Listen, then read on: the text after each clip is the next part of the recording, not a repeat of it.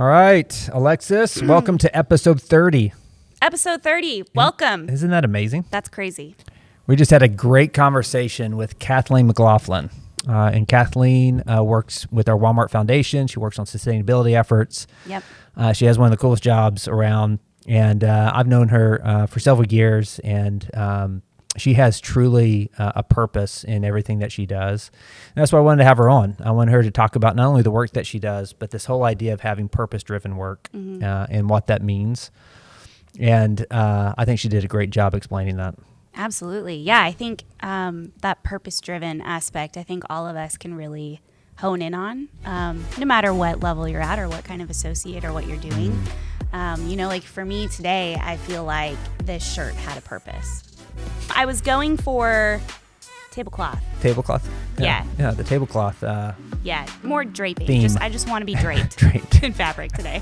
All right, everybody. Kathleen McLaughlin, listen up. So we're here with Kathleen. Kathleen runs a big portion of our company from an enterprise perspective and does a lot of really cool work around the foundation, but also sustainability. And when I was preparing for this, Kathleen, to talk to you, I really put a lot of thought into what it means to have purpose-driven work. And your career and everything that you've done, in my mind, has been tied to something bigger. And you're constantly not only trying to push the organization in a way that helps all our associates in a lot of ways, our customers, but also our communities. And anyways, it's just a pleasure to have you on and looking forward to the conversation. Well, me too. Thanks for having me here. I thought where we would start is just your career. It's been a fascinating one, and also kind of how you started early on, and maybe where you grew up. People may not know, but you live in Canada and the U.S. You kind of go back and forth, but you want to kind of go through your start and your upbringing. Yeah, happy to. So I do live in Canada part of the time. I'm married to a Canadian.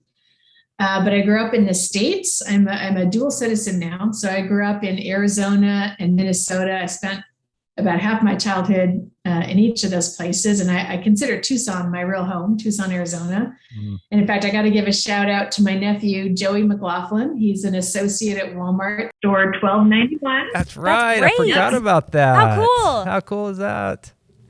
He started out as a personal shopper, and now he's a service tech in automotive.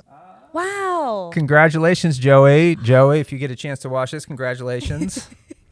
Yeah, that's so awesome. Great for Joey. But so, I grew up in Tucson, and my dad was an electrical engineer. And, like a lot of kids, you kind of sometimes you follow in your parents' footsteps. So he helped me with my science projects and all that kind of thing. So I decided to become an engineer. And so I studied engineering, electrical engineering, and got my degree in that.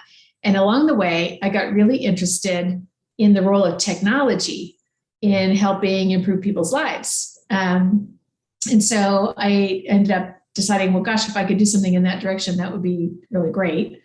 And then I got really interested in development. And at one point, I thought I'd go, live in Africa and help people dig wells and all that kind of thing.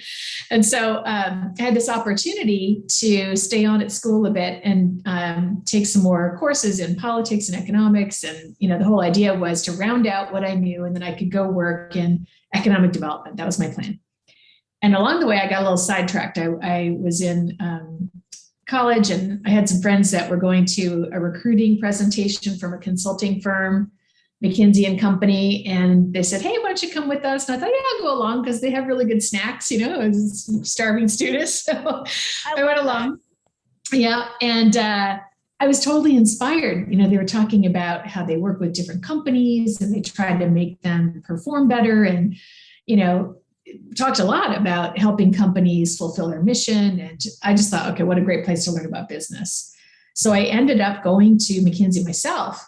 And I was there for over 20 years. And I did a lot of work with retailers, all kinds of retailers, specialty stores, grocery retailers, big box players. And I learned a lot about retail. I learned a lot about leadership and, the role that retail plays in a community. And I just, was really interested in the industry and the difference that retailers can make in the day-to-day lives of communities. And then I also started to work a fair amount in the not-for-profit sector. So I was supporting clients like the Gates Foundation, and other organizations that were working on things like maternal health in Africa. So it kind of took me back to my original thought about, working in development. Yeah. And for a while I thought, well, how do these two worlds relate? I'm doing all this stuff in retail and then I'm doing all this stuff in development. And it was really two different portfolios of clients. Yeah. And I was really searching for ways to bring those more together. And I started to get really interested in the role of business in general in society. And one day, out of the blue, as so often happens in life, you start thinking about something and then something happens. I got a call from a friend of mine who was at Walmart, and she said, listen, you should come work here. This is perfect for you because Walmart is a retailer and they're making a big difference in people's lives all around the world. It would be ideal. And they have this role where they want somebody to come in and work with teams across the company to support the company, to support the stores, to support the merchants, to support, people in tech all across the company in making a difference for not only customers, but associates and communities, suppliers through our business. And then also, by the way, through philanthropy, through the Walmart Foundation. And, the idea is bring those things together and make a difference on things that matter to people. And that's how I ended up at Walmart. It was really serendipity. One thing kind of led to another, and here I am. We hear that all the time, from all different people, where they never really maybe saw themselves at Walmart or saw themselves with a job. And who would have known that we would have had, this really big role that has such a big impact, and that those worlds kind of collided. It sounded like to give you that opportunity, which is great. Hey, if you could, some people may not know about the Walmart Foundation and what that really means and what do we do there and the purpose of it. Could you give everybody kind of a quick synopsis of what the foundation does? Yeah, absolutely. So the Walmart Foundation provides grants, basically donations to nonprofits that are working on really tough problems, that are also problems that Walmart's trying to solve. So things like food security, hunger relief, or disaster relief, or working in some of our markets like Mexico or India. We help smallholder farmers improve the way they produce their crops and get access to markets and so on to make the agricultural sector stronger in markets where that's important, like India or Mexico. And so the foundation provides grants to organizations that are working in these areas. And that's a big part of what we do. And then another part of what we do is provide support locally. So, for folks out in stores, every store, every club, every distribution center or fulfillment center has a budget to give out smaller grants to local community organizations. Well, we help support, that effort, or associate volunteerism, or sometimes you'll see we're running big campaigns like the Children's Miracle Network of Hospitals or Fight Hunger, Spark Change for local food banks. So the Walmart Foundation team supports giving through the foundation and also just Walmart giving in general, day in, day out. It's pretty exciting. And as a company, we give away $1.4 billion a year, either in cash grants or in product. So like 300 or 400 million of that is actually cash grants to organizations, so donations to nonprofits. About $1 billion of that is product donation out of our facilities, mostly food, mostly unsold food. And so Walmart makes a tremendous difference to so many organizations that are working on these kind of topics through the generosity of the company. That's incredible. And even at the local level, at a store level, a lot of that's where it gets funneled, right? It gets funneled, and the work that the store does to enable that is pretty phenomenal. It really is phenomenal. The store grants donating the unsold food, the volunteerism of the associates, supporting campaigns, just really helping support community organizations locally. That's a big difference for Walmart. We are physically present through our stores in 2,000 of the 3,000 counties in the United States. Wow. People like to talk about 90% of Americans are within a 10-minute drive of a Walmart. It's true. We're really are part in a really important part of so many communities in the country and in all of our markets. Yeah, for sure. Cool. Well, it's good. I think it's good for people to hear. They may not know. They may know what's going on in their store. They know, some things here at the office or in the distribution center, but how it kind of all connects through this Walmart Foundation, which is really cool. What I thought we'd do, kind of the first topic to discuss, is this idea of shared value. And one of the things I've noticed, especially in the past year and a half since the pandemic, is leaders at all levels, no matter if you're the CEO or down to all the way to team leads, to people here at the office and everywhere else. When you're, as a leader, you're having to balance multiple stakeholders as you make decisions.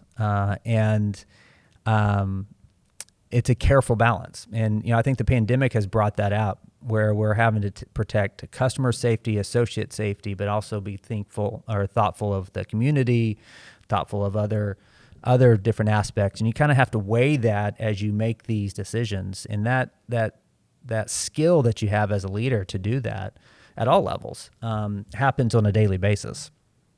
But then we also, from a company perspective, it's starting to become something that we look at as well.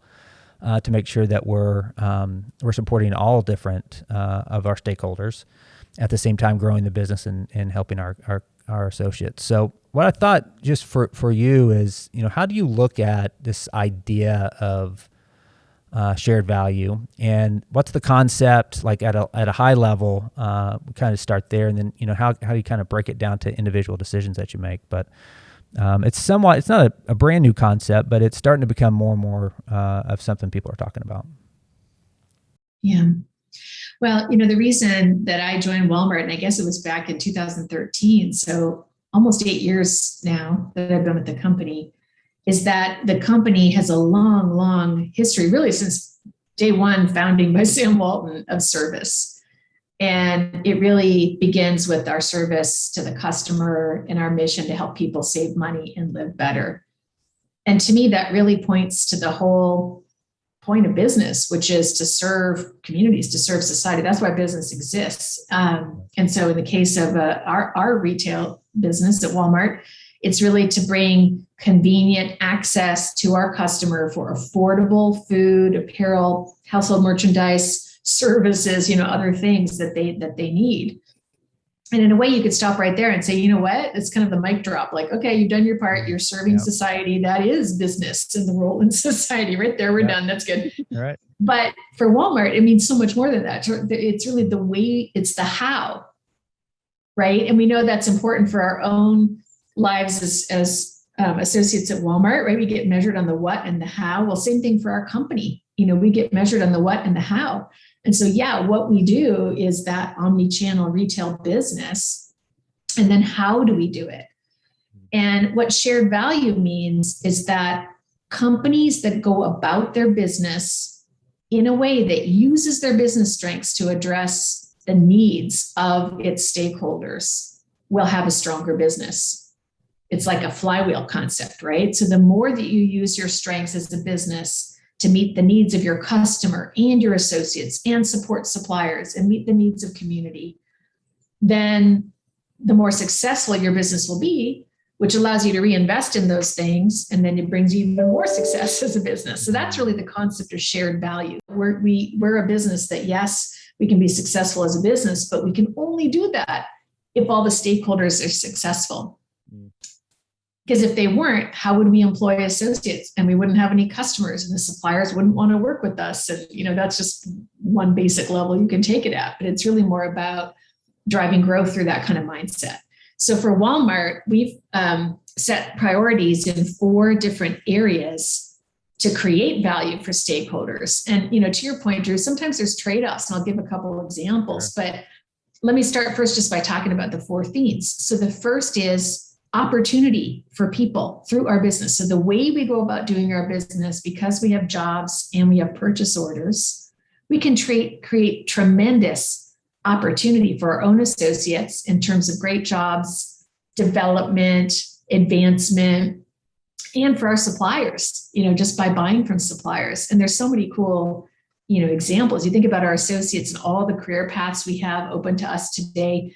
We promoted as a company 300,000 people last year in the US alone. Wow. That's 300,000 people amazing. Who moved up to jobs of higher responsibility. And just like during COVID, there was so much dislocation. If you guys, early days like 2020, spring, summer, a lot of people in the country, in the world lost their jobs. And Walmart was a great bridge employer for many people. And some of those folks just stayed on, right? I think we heard, Drew, something like 500,000 people in the early months of COVID. So, that's just one example. And you want to look at opportunity for suppliers. There are so many stories of entrepreneurs who started their business. They started supplying Walmart. Like one of my favorite ones is Ole Mexican Foods, which was started by a woman named Veronica Moreno, who was like literally selling tortillas on the street corner in Atlanta, and started to build out her business, sell to Walmart. And now she is a big business. She employs 260 people, pretty broad assortment of tortillas and other Mexican foods. And, Walmart's a big part of her success story. So that whole idea of opportunity, that's really important. And a lot of what my teams do, both the teams that support the business, like the people teams and so on, as well as on the Walmart Foundation side of things through philanthropy, is help retail become a source of opportunity, for people. And it also goes to equity, because we're talking about opportunity for all.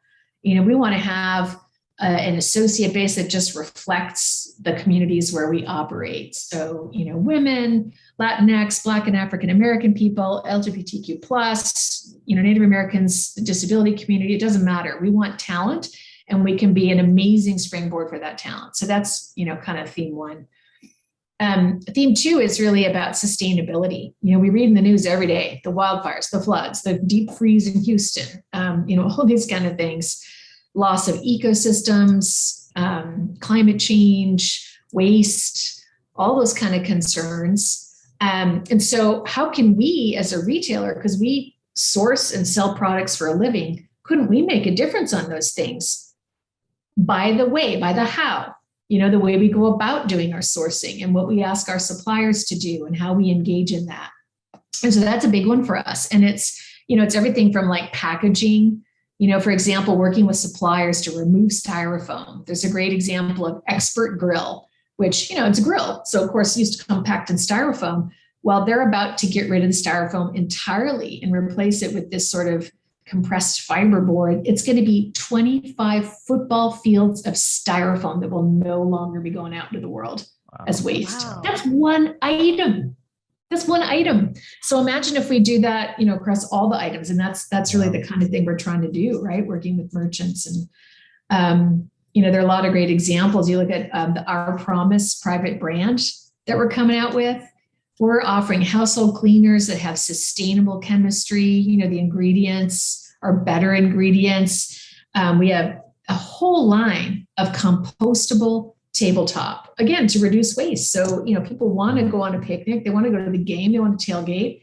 Well, couldn't we have plates and cups that you're just totally compostable? So there's no waste. Sure. So that's, we're offering stuff like that. And then the third thing is community.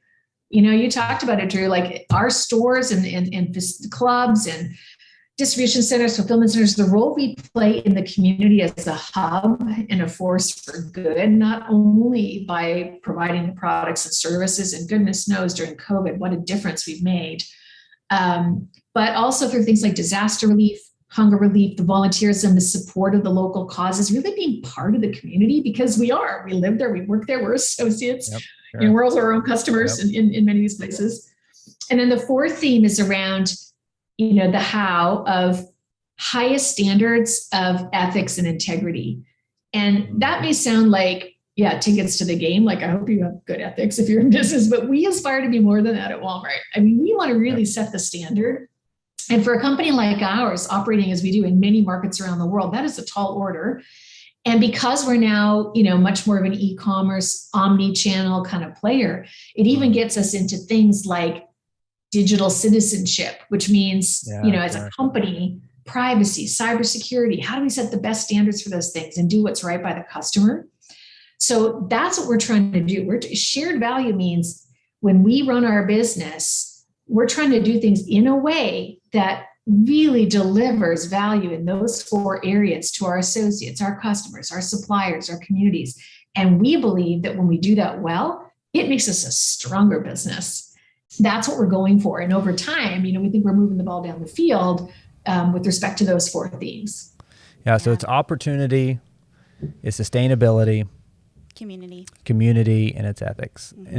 And those are the kind of the four themes that you look at for driving value. And if you kind of break that down, probably all of our jobs, Alexis, all of our jobs touch on that. Like for sure, if you're a leader, opportunity. And we've been talking a lot about that, but what makes us different as an employer is the fact that we do give opportunity. Vast majority of our store managers came from hourly ranks, for example. And so we want to always find ways to promote individuals throughout the company. So you can kind of find your way through all of those, right? Mm-hmm. And you think about the value that we create as associates or as individuals. That's exactly it, Drew. That's the idea. Like what I'm talking about, it's not like a bunch of special projects that Kathleen's team runs, back at the home office. This is a way of life. And we have people at the company who help support these kind of things, but the action is in every single person's job. That's where Walmart's making a difference. It's the team leader. It's the store manager. It's the personal shopper for OGP and how you're delighting that customer who, for whatever reason, they're coming through for grocery pickup. Like my mom, a lot of us, I'm sure, have this in our families. She's 83 years old. And all through COVID, she didn't want to go into a store. She wanted to just have the drive up in her car. What a service for her to be able to have that. Like that's making a difference in people's lives. And so whether you're an accountant or like whatever your role is, there's a way that through your day-to-day activities, you're bringing to life something related to those 4 themes. And I think our opportunity as individuals is to try to find those connections between your own personal passion. Like, how do you find the meaning, the purpose in your job? Like all of us are at Walmart for different reasons, but you can always find that sense of purpose in what you're doing and connect what's important to you as an individual to the mission of the company and how those 2 things can come together to be of service to people. Yeah, I just had an epiphany. All right. While you were speaking, Kathleen. Last week when we were speaking with Aaron, we were talking about, sometimes we get really focused on ourselves, what we can do, what we want to do, our passions. And then sometimes we kind of forget about everything else. And I don't know about anybody else, but when I hear the word stakeholders, I get nervous. I start sweating a little bit and I'm like, oh no, this means that I'm going to have to figure out like what takes priority and how do I work through this?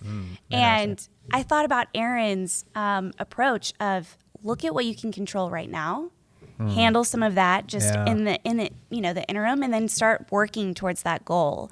And just like you said, Kathleen, taking those small steps and that, trade-off. Yeah. And sometimes too, like what you're saying, Alexis, you can bring some creativity to it, and maybe that tension forces you to come up with a better solution that works out better for everybody. Like Drew, I'm thinking Live Better University, right? When we first started talking about that as an idea, it was like, how could we ever pay for college for people? Like, wouldn't that be really, how could we ever do that?